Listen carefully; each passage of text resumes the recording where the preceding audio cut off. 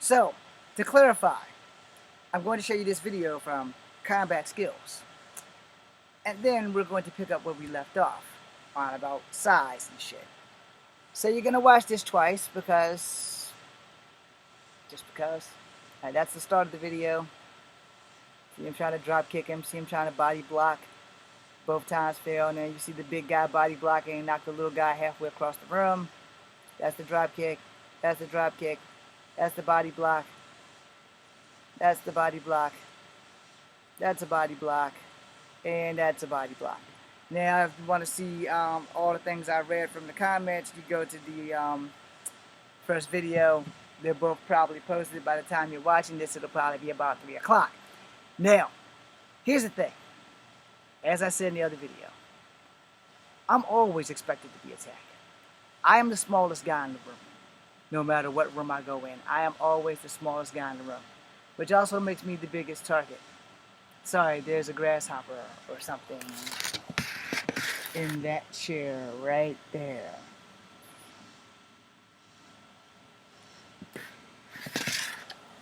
Easily distracted, y'all.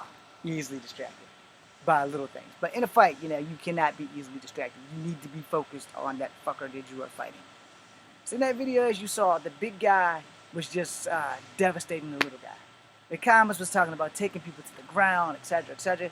Sometimes taking people to the ground is the worst idea that you can have in a fight. You want to take somebody to the ground, you want to knock them the fuck out and let them fall on their own. You can ease them to the ground, as you are taught in Kung Fu or in any martial art. When they're teaching you something, you ease people to the ground. But you just remember that when you are engaged in actual combat, you don't ease nobody no goddamn way. You put their ass on the ground, you keep them there. Now, in spite of all the other bad negativities about putting your knee in someone's back or your neck, I gave you a prime example of me putting my knees in somebody's back when I moved here. Go watch the other video. Now, the thing on that is that you got to understand, and the grasshopper literally leaped and flew that way, so apparently grasshoppers and cicadas and things can fly. No, he's back. He's over there. Right there. If y'all hear me scream, you'll know why. I'm not a fond of bugs. Hey, you gotta go, buddy. I don't want to kill you, but you gotta get the fuck away from here. Anyway, the thing about fighting, you have to understand, every fight's gonna be different. No matter who you are, no matter where you are, no matter what anybody tells you on these videos, on YouTube, Instagram, TikTok, Facebook, Snapchat, wherever there's a martial artist that I follow, I love y'all, I respect y'all, but y'all gotta open up and y'all gotta start telling these people the truth. Because, first and foremost, people who believe that size matter are generally people over the 6 foot mark. Alright? I'm bigger than you. I can beat your ass. Okay? We're going to say that that's a possibility, and then I'm going to give you the finger and prove you wrong. Yeah, you are bigger than me. So what do you have? Let's see. I'm 5'1". Excuse me, right now, I'm 5'3". I'm 5'3 and a half, actually. So I'm 5'3". That's what I have. You're 6 feet. Alright, so we got that. We're both human, so we both got that. We both bleed, we both got that. Alright, here's where your shit kicks in. You're taller. You're stronger. I'm smaller. I'm more than likely faster, but there are people who are 6 foot something and exceptionally fast. So let's not really count my speed versus your speed because you probably have speed. Alright? Now this is where more shit comes into play. How many fights have you been? And I'm not talking about professional fights because I've never been in a professional fight. But I've beaten a lot of motherfuckers on the street who thought because I was tiny that it would be highly possible for them to make mincemeat out of me. I love big people. I really do. I also love putting your ass on the ground because you're big and you need to know this fucking lesson. That your size can also lead you to the fucking hospital or the morgue before it can lead you to the fucking W. And that's some shit that a lot of y'all are not prepared for. Because for you to be 6'2" and to get beat down by somebody 5'3" or 5'1" or 4'11" will be a culture shock. So I'm going to explain this to y'all really quickly. And to all of y'all who disagree with me, you've been warned. You've been warned. That's all I'm going to say. You've been warned. Because you just haven't fought the right guy that's small yet. That's all. You haven't fought the guy who's 5'1" and has never lost a fucking fight. You ain't fought that guy. You fought people maybe 5'6", 5'7", maybe 5'4", 5'5", maybe even your own size. But you ain't fought that little tiny guy who never stays down, who lives for this shit, who can't wait to test their skills and break an elbow or a kneecap on their opponent just to prove that this shit does work, who can't wait to hit you in your solar plexus and your sternum and can't wait to punch you in the throat while you're aiming at my face, because that's about the only place you actually probably can hit me because of gravity and I'm short. Now, I'm not saying big people can't fight. That's not what I'm saying. I'm just saying you might want to stop thinking that little people can't fight. You have strength, you have height, you have size. I got strength. I got height. I have no size. I have speed. You have speed. So in the grand scale of things, we're probably all about equal. There's just going to be some attributes that you have that are a little bit better than the attributes I have. Like your height and your muscle mass and your strength. Okay, all obstacles. Obstacles are for killing. Now, mind you, some of the most deadliest people on earth are under fucking 6 feet tall. Some of the most deadliest people on earth are under 5'5". I happen to be one of those people. You don't know this because no one's following me on TikTok. No one's following me on Instagram. No one's following me. In the 48 years that I've been alive, I've never been given a chance to actually fight professional. Ever. Because I'm 5'3". And we don't want 5'3" heroes running around. Alright? Well, have you know, a lot of people in the military are 5'1" and they're men. Alright? And they will fuck your shit up. Your size is this much in a fight. I don't give a fuck who disagrees with me. This much in a fight. I can use your size against you because judo taught me to. I can use your size against you because when jiu-jitsu was standing, it taught me how to fucking stop people 3 times my size.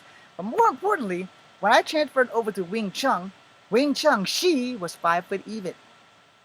Possibly 5'1". I'm 5'3". Her individual skill system and set was made for tiny people like me to beat massive fucking giants like all of you. Now understand something. When you are in a fight, all of your practice and shit goes out the window. Everything is on skill level and what you put in. If you don't practice every day, you're still going to get hit. If you practice every day, you're still going to get hit. I know you're thinking, why did you just say that? Because when you are in a fight, you are fucking going to get hit. You are not the Flash. You might get lucky if you're fighting someone who's slow and they can't hit you. But understand this. When you're in the gym, how many exercises do you guys do slow first before you try doing it fast? Because you have to learn to do it slow so that you can understand the steps, so that you can do it fast. Now, some people take to martial arts like a fish takes to water. Some people do not. Some people take to fighting because it's in their genetic makeup. It is in their blood. Like a lot of motherfuckers that come out of tribal people, like natives and shit like that. And a lot of people who come out of prodigy families like Chinese and Japanese and Native Americans and martial art families in general.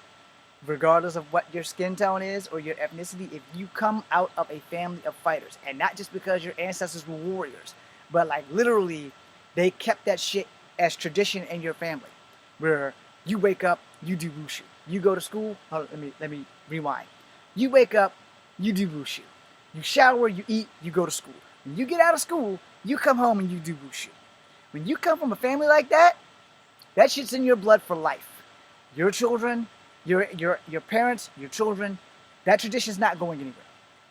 So when you come from a family like that and they expect you to fight, you will fight. Because by force or by course, you will fight. I didn't get that option as a child.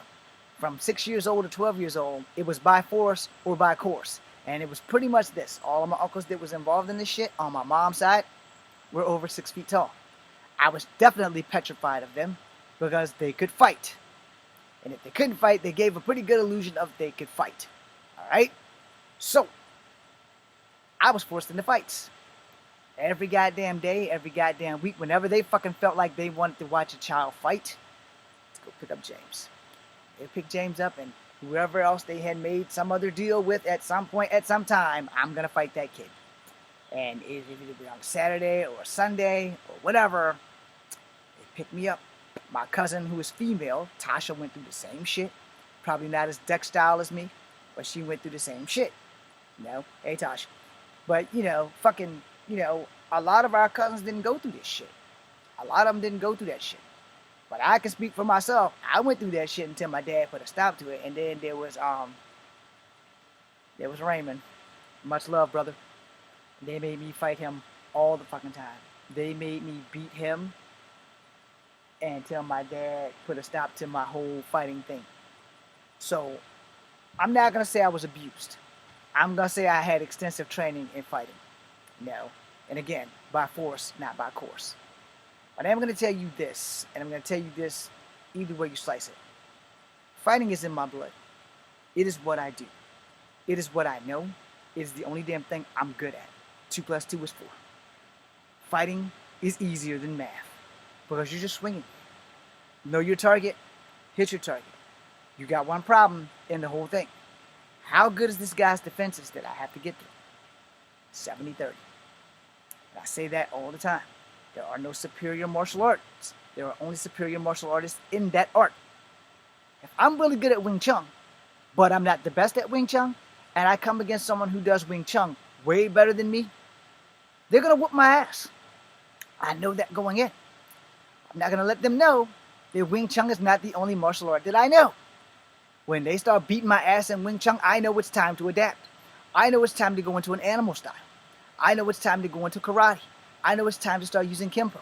I know it's time to combine this shit because I might not be able to beat this motherfucker if I don't. Me knowing that many styles versus this person knowing one style gives me a fighting chance. Now here's the thing. He's fighting to win. I'm fighting to survive.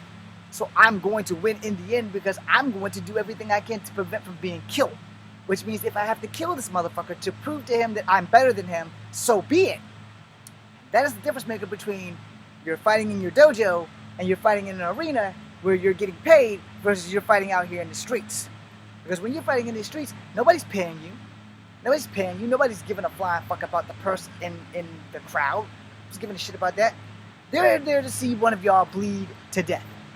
And if you don't know that going in, you're done. So yeah, I never got to fight in the UFC because the UFC wouldn't let me fight. They didn't have my weight class at 120 pounds. They didn't have that shit. Get your weight up, get your weight up. Alright, well here's the thing.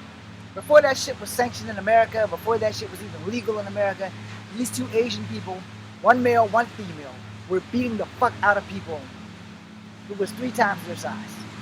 3 times their size. You can go find them. Just start Googling shoot fighting videos and eventually you will come across them. Because even like before the first UFC, they had the big Hawaiian guy. These guys beat up people bigger than him. They beat up the fucking Kamala. And it was real fights in a cage.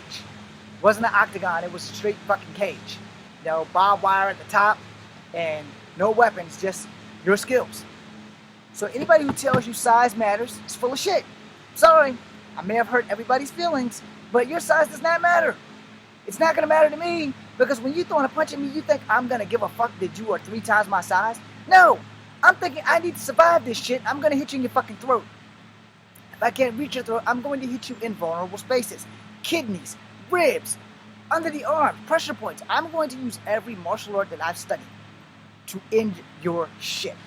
I'm going to break your elbows and your kneecaps because you can still fight, but you're not going to fuck me up as bad as I'm going to fuck you up for the simple fact that you didn't think I could beat you because I'm tiny. Let me drop one more thing to you so I can go watch Days of Our Lives. David killed Goliath with 1 stone. He had to find 3 of them and 1 of them was just perfect. Alright? So, if he killed him with 1 stone, this is my philosophy in life. Goliath was a giant. Like literally a giant. The bigger you are, the harder I get to hit you. It means I have to open up my game. I have to be open to all the possibilities of losing so that I know I can win. sent you away peacefully. Anyway, if you don't understand this concept, it's generally because you're above average height. Like if you're 6'2", 6'3", 6'5", 6'10", none of this shit's fucking registering in your head. And it generally won't until you get your ass beat by somebody as small as me. Because that's how big people's mindset works. Alright? Most big guys don't look at a little guy and say, I'm not gonna fuck with that guy because he's probably gonna fuck me up. No. A big guy, way bigger than me, mindset states, oh, he's 5 foot nothing. He's 100 and nothing. I got him. Uh-huh. I like it when you think that way. Because you, amongst many of other people, we're going to learn that pride comes before a fall. And when you take that fall, you're never going to be the same again. When a big guy gets his ass beat by somebody 3 times smaller than him, I promise you, they will never underestimate anyone smaller than them ever again. And just imagine if I was a woman and I'm 5'3", and I'm beating up guys as big as The Undertaker in real life. You know, not because it's staged combat, but in real life, like the little Asian woman that I mentioned in the shoot fighting videos, who was beating up men, not women. There were no women for her to fight. I think she might have fought 2 women, maybe 2 women, but she was beating up men. She was literally beating up men. Her shit was that fucking legit that she was beating up men. So don't think that the gender has something to do with your ability to fight, because if you're a female, you are just as deadly, if not more deadly than any fucking man on the goddamn planet. Now, I personally will not fight women if I can help it, unless she has something in her hand. That no longer makes her a woman, that makes her a person. And a person whose ass I will not have a problem kicking is a female with something in her hand that can puncture me or injure me in any way, shape, or form, which would be the following objects: a brick, a rock, a stick, a hammer, a ink pen, a spoon, a fork, a butter knife, any other knife or sharp piercing objects, a bobby pin, a hairbrush, a comb, anything with a sharp edge. Really is something that it don't even have to be a sharp edge. It can be a flat edge like a spoon. You'd be surprised at how well someone could fuck you up with a spoon or a comb. I made a video about it. You're not watching, but there you go. The thing is, anything in someone's hand makes them dangerous, unless they're already dangerous without it, you know? And you have to understand that your size is an obstacle. In the other video and earlier in this video, I even stated that obstacles are for killing. I don't have to beat you to kill you. That is my motto in life. I'm not fighting to beat you. I'm fighting to keep you from killing me. So if I have to kill you to prevent you from killing me, that's what's going to happen. I don't want to do it, but it's what I was trained to do before I joined the infantry. Breaking elbows was taught to me in Kempo. It was also taught to me in Kung Fu. Because your elbow, if you can see this, which you probably can't, but see how that twitches? If I break that, it stops this. Can't make a fist. If I break here or here, I have eliminated one obstacle of your arsenal. If I break your kneecap versus breaking your femur, I have put you in therapy for more than you need to be. While you're sitting in therapy, you're going to be thinking, maybe I shouldn't have been fucking with that guy in the first place. Correct. You should not have been fucking with this guy in the first place. You fail to understand a few things about the human body. So before I close this video, I'm going to break that down to you about this size differential thing. Size is a fart in the wind. Keep that in mind no matter who you are. No matter if you're big, no matter if you're small, keep that in mind. Your size does not guarantee you a victory. Your hand, easiest part of the human body to break. So when people are telling you to hit you with everything they got, there's a good chance that you might hit somebody with a glass jaw and put them to sleep. You might hit somebody with an iron chin and break your fucking hand. Alright? Now you have a problem. You've broken one of your weapons. So unless you plan on throwing forearms and elbows, you've lost this. You still have this one, but you can make the same mistake. Same thing with the top of your foot. From your toes to the top of your foot is the easiest thing to break. Which is why when they teach women self-defense, they always tell them to stomp the fucking foot. Because it's very easy to shatter your metacarpals in your foot. I don't know the real name for it. I know it's your foot. But these are your carpals and metacarpals all right here. It's like 100 or so bones right there. Easiest to shatter is your hands and your foot. Now, no matter what anybody else tells you, if you watch old school training of kickboxing, Thai fighting, they take the beatings with the rods. Here's where they don't hit. They don't hit the hands. They don't hit the elbows, and they don't hit the knees. They hit everything else. They hit the face. They don't hit the throat. Because those are places that you just can't build enough protection against something. You get hit in the face, adrenaline's going to take care of you unless you go to sleep. You get in the throat, you're done. If they collapse your larynx, you're done. You know, you're going to need medical attention ASAP, which is why in professional fights, they have guys at the ringside in the kickboxing world that is medical staff. They're right there. Sadly, like wrestling and stuff, they have them in the back at the door on standby. They should probably have them at the ring announcer's spot. I don't know why they don't have the gurneys and things right there, because that would make a little bit more sense. But they don't. They have them in the back. Now, granted, it's probably a distraction. But no, you should probably have them in the ring announcer's area, because it's a lot easier to get there and roll them out with the equipment than to bring the equipment all the way down the aisle and have to roll it all the way the fuck back up. Come on, y'all. Use some common sense. But if you notice, if you watch any professional fighting, you have the stage where everyone is sitting, because the stage doesn't go to the ramp, and then you have you have the ramp that goes to the ring, and all the boxers come in from that side, but you have that table stage thing over on that side that's not connected to the ring, but there's like a fuck ton of judges right there. Well, off to the right of that, or off to the left, depending on where they are, they have medical staff right there. I don't know why wrestling hasn't done the same thing, but for all medicinal purposes, when you look at UFC fighters and shit like that, they have the medical staff right there. Alright? And the reason is that if someone gets hurt really, really bad, that medical staff needs to be able to get into that cage or in that ring ASAP. Now, for some reason, WWE and AEW don't do that, and Impact doesn't do that, but they should. If you guys need advice on getting the medical staff into the ring faster, it would make sense if they're already at ringside. But that's too much like the right thing to do. Now, like I said, I want to end this so I can go watch Days of Our Lives, since I've pretty much missed the entire fucking show, because it is now 1:39. While you're watching this, I don't know what time it is while you're watching this, but I'm going to tell you this. The simple fact is this. The size of you versus the size of your opponent is the last thing you need to worry about in a fight. What martial arts they know, their skill level, how many fights they've been in, that's a little bit more important. Now, I'm going to be honest about how many fights they've been in. That shit doesn't matter. It really doesn't. Now, for professionals, it does, because there's a ranking system. But for real life, it doesn't, because if you haven't bumped into a UFC fighter and got into a fight with them, then you're not going to know.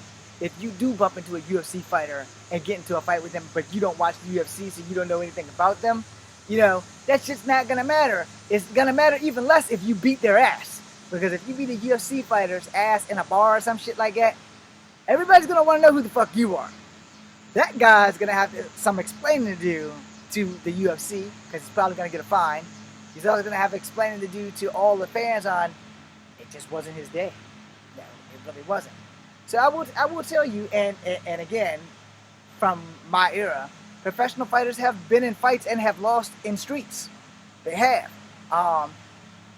Mike Tyson came down here one time in Virginia, in Norfolk, I believe. It was either Norfolk or it was Hampton. It might have been Newport News. But he got to fighting with a boxer in a club, and he beat that boxer's ass. But that boxer was talking shit and was telling Mike more shit, and Mike was like maybe 25 years old. It was at the height of his career, was about to take off. And he came down here to party in Virginia, and I think he might have been coming down there to see the sights. I think he might have been a guest of Sweet Pea Whitaker, but I'm not going to swear to it. God rest Sweet Pea Whitaker's soul. But he came down here in Virginia and got to scuffling. Mike got charged for assault that night, but Mike fucked that dude up. Just go Google it. But first and foremost, if a guy's doing a fuck ton of talking before a fight, he's really not about a fight. He's probably gonna try to talk his way out of the fight just to save his face. But when you are in a fight, again, let me state this: 70-30 first. 70% of what you learn in the dojo will only work in the dojo. 30% of what you learn in the dojo will only work in the streets. Now, when you learn how to be like me and make sure it works in both places, then you have mastered adaptation. Secondly, there are no superior martial arts. Not a one martial art superior, and yes, I'm going to say this against my hero, even JKD is not superior. Everything has flaws. I have never taken JKD, so I'm not going to say that it is superior. I have taken Taekwondo, I have taken Kempo, I have taken Karate, I have taken a couple of other Japanese styles. I have taken Aikido and Kempo, and I have taken, God damn it, this shit starts with A. I did say it already, Aikido. I haven't taken Hapkido, but I've had a Hapkido lesson. Let me explain that. You can have a lesson and not have taken it. Understand? In other words, you've taken that one lesson, it's like a freebie. So you've taken a lesson, but you haven't really studied it. You know, I have not studied Shaolin Kempo. I didn't know it existed until this young girl popped up on my FYP. But I have studied Kempo. Whether it was Okinawa or Japanese or Chinese, I don't know. Because it's all the same to me. But I can combine it with Snake, and I can combine it with Mantis, which I just did that in reverse. This is Mantis, but this is Snake because your hand's under here. But Mantis is here. Anyway, I've had those lessons taught to me, you know, and I've practiced them religiously. But my basis has always been in freestyle karate. I switched over to Kung Fu, and then I took Taekwondo and everything else. But I've learned that Kung Fu works best for me, mostly because of my body size. Back to the point at hand. Even Kung Fu has its flaws, all right? There's not a martial art that does not have its flaw. That is why I said there are no superior martial arts. There are only superior martial artists. If there was one superior martial art, everybody would be taking it. Everybody. There would be a fucking franchise of that one martial art, just like McDonald's and Burger King and Taco Bell. There would be that one martial art. Now I say that religiously because there are franchises of martial arts. There are Kempo schools. There are karate schools. There are Kung Fu schools. Good luck with finding those. There are Taekwondo schools, and you will find Taekwondo, Kempo, and karate schools long before you find more Shaolin-based Kung Fu schools. And around here in Charlottesville, the only Kung Fu school really is the Laughing Dragon, and I think they specifically do Wushu. Shout out to the Laughing Dragon. I'm not going to swear to it. They may do other martial arts involving Chinese martial arts. I don't think they do Japanese styles, but you will find more Japanese and Korean styles in Virginia than you will do Chinese styles. So if you want Chinese styles, you want to carry your ass to the Laughing Dragon. That is not a request, that is an order. The only way you're going to learn traditional Chinese Kung Fu is to go to the Laughing Dragon, because there are not any real Chinese Kung Fu teachers here in Charlottesville. Laughing Dragon is probably the best you're going to get. And yes, that is a free promotion because I know those guys and they're awesome. But as far as other Chinese styles like Shaolin Ryu and shit like that, you're not going to find that shit here in Charlottesville. You'll find Taekwondo. You will find lots of other Asian styles throughout Virginia itself. But to find a Chinese style, you're going to work. And literally, you are going to work, which goes back to there are no superior martial arts styles. Not at all. Now, there are superior martial artists in those styles. So, when someone says they know Kung Fu and they lose, you beat that person who knew Kung Fu. You didn't technically beat Kung Fu, alright? Because technically that's kind of impossible. It's not impossible to beat. My ankle is itching if you're wondering why my face is making funny shapes. Something bit me out here. Anyway, if I beat everybody at every style, I can essentially say I've beaten those styles, which is not a lie, but it's not 1,000% the truth. Because a style is a construct. Alright? It is also a system. But you can beat a system by beating the people who are good at that system. But again, no matter what anybody tells you, there are no superior martial arts. There are only superior martial artists. I suck at BJJ, but I can beat anybody who does BJJ because I showed you videos of what people just lay there and take a beating versus my knees, they're free. I'm going to need this son of a bitch in his back. I'm going to need a son of a bitch in his side when he's going for side mount. No, they just let that shit happen because they're resisting the side mount because they know that they're going to tap. Yeah, you're going to tap because you're not doing everything you can to prevent that shit. You choose to let the guy get your arm, that's your fault. Because you're fighting his arm instead of using the free limbs that you have. That's my point. That's another reason why BJJ will work in the dojo. It's not going to work in the street. Because if you're not going to get that guy on the ground, your BJJ is useless. Now, never will you hear me say that any martial art is useless, because the ones that I haven't studied, like the Filipino martial art, I didn't know about, so I didn't study it. Krav Maga, I didn't study it. Eskrima, I didn't study it. I've heard from others at how good or how bad it is. To me, it's to each their own.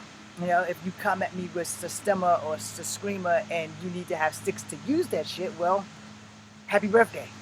Because it's two things that you understand this. Alright, as a martial artist, I'm just going to keep going. It's over 30 minutes. I don't want to make a third video.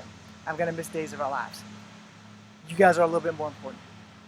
As a martial artist, I have said this for years. I'm going to say this until the day I die. And I'm going to piss off every martial artist in the universe with this statement. 1. There are no superior weapons in the martial arts other than your body and your skills. If you bring a stick to a fight, my job, not having a stick, is to take that fucking stick from you and beat your ass with it, which is exactly what the fuck I'm going to do. So you're coming at me with Kali and your sticks and I don't have it. I'm going to have to take some hits, without question. If you don't hit me in my throat with that Kali stick and knock me dead, I'm going to take that stick from you. And now I have a stick. If you come at me with commas and I don't have a comma, understand the principle of commas. They are short range. You have to come at me. If I can keep you at a distance, those commas are useless. That's right. They're hooked blades. You gotta get in arm's distance to use them bitches on me. To be effective, you have to get all the way in to rip here or here. If I can get to the outside of you, I have your comma. Because I'm going to break your elbow. And I'm going to take the comma from the elbow that is broken. And now we both have commas. I don't have to get into you to fuck your shit up, because once I got that comma from you, you're already dead. Because I broke your elbow, I took your comma, and I just went to town on your ass. You brought a weapon to a fight, I took it from you. And that's what I'm going to do with every weapon that you bring to a fight. Long and short, a weapon that you bring to a fight is an advantage that can be taken from your ass at any given time during that fight if you come against someone who is a fucking ace. In other words, you brought that fight to the fight, and now I have something that I didn't have before. Your ass on a silver platter. Your arm times the distance of the weapon. What do you think I'm watching? You or the weapon? Because the hands are quicker than the eye. I'm watching the fucking weapon. I don't give a shit what's going on up here. I am in danger of your sword. I'm not in danger of your fist. I'm in danger of your sword. I don't have a sword. But I promise you, I will have yours in a matter of how many swings do you have before you fuck up. What's around me that I can use against you in this sword? I have an umbrella. That's why I'm in a shady spot. I have the sun. I have these chairs. And you have a sword. I have a low battery, so I need to finish this now. I have the ability to use everything around me, including your sword, against you. Because you thought that that sword was going to be bad idea of all bad ideas for me. It will wind up being the bad idea of all bad ideas for you, because I will be able to use whatever you bring to this fight against you. And why? Because I was taught how to take weapons from people while people are teaching me how to use weapons. Something they don't teach. I will make a part 3 from the inside. I have to. Thanks for watching.